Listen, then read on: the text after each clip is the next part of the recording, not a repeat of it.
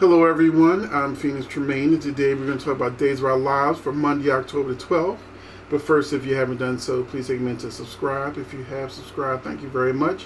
I do appreciate it. Hit that like button. It just takes a second to let YouTube know it's a good video for Soap fans so they can send more people our way and they could become subscribers or even potentially become members, because we have a membership where you get early access to videos, exclusive videos, articles, and more. Just hit that join button. You'll see a video that tells you all the great perks you get, and then it gives you the ability to decide if you want to be a member. So this should be a quick video because it really dragged on. Nothing really happened. Melinda brings Kristen some pastries for her last meal because today's her court case day. And so Brady tosses her out and throws the donuts or whatever out after her. Gwen gets angry seeing how great Abigail's parents are with her. And she gets angry that Jack stayed by Jennifer's side for a whole year while she was in a coma, which led me to believe that Gwen will be Abigail's sister, that Jack is her father, and she tells Abigail that her parents were the kind that just fought until they got a divorce. Meanwhile, she's looking at this fairy tale story between Jack, Jennifer, and Abigail, and she's like looking at them as they're hugging each other. She's like shooting daggers out her eyes at them. So it's definitely a familial connection, because that's what they keep bringing up between Gwen and Abigail. And I don't know what her Rolf connection is, because that's probably how she ended up connected with Jake.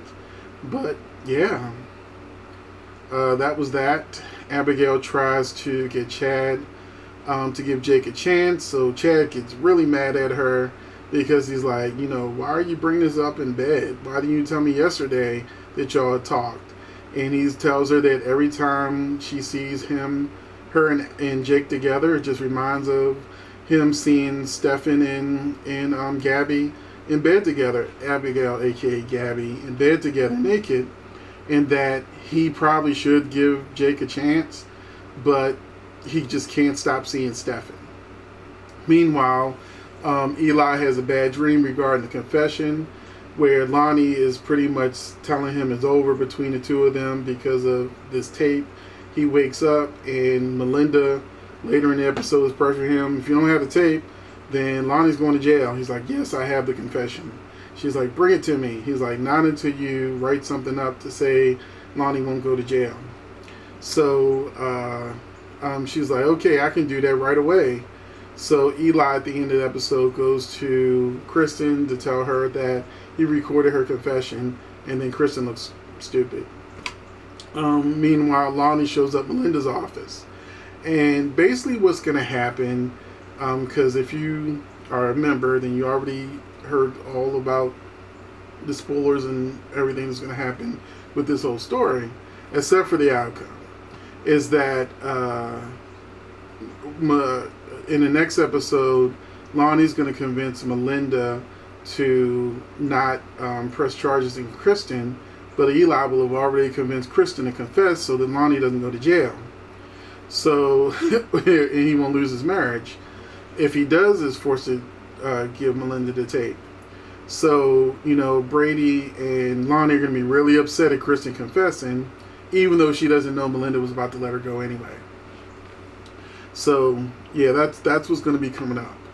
And we have Kate keeping an eye on Jake, as she told Chad she would. She shows up at his garage, where he complains about not having an opportunity to be a Demira and how Chad took it from him.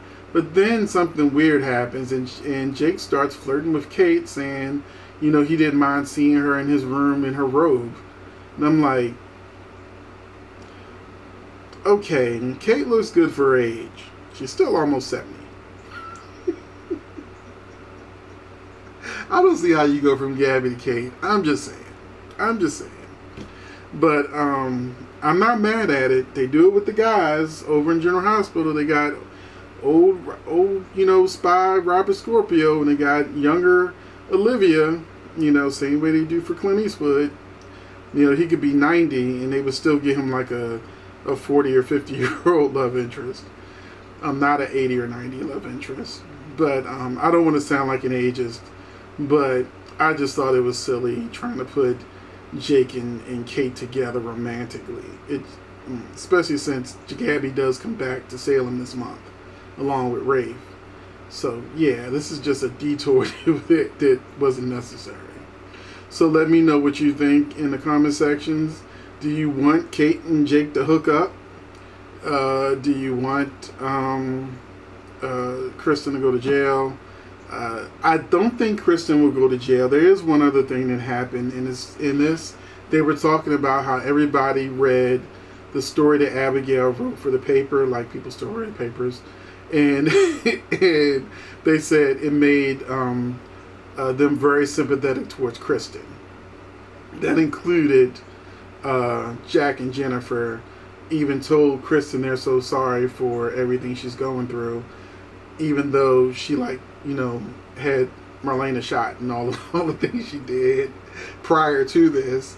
It was weird seeing Jennifer telling Kristen that she's sorry for the pain she's going through right now. I'm like, I can see her maybe thinking it to herself that this is a terrible situation, but as Marlena's friend, I don't think that this is the direction Jennifer would probably go to. You can let me know in the comment section.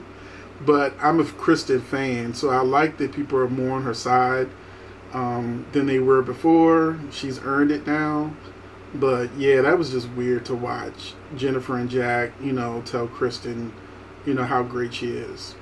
So that's it. Thank you for watching. I'm Phoenix Tremayne, and let me know what you thought about today's Days of Our Lives in the comment section.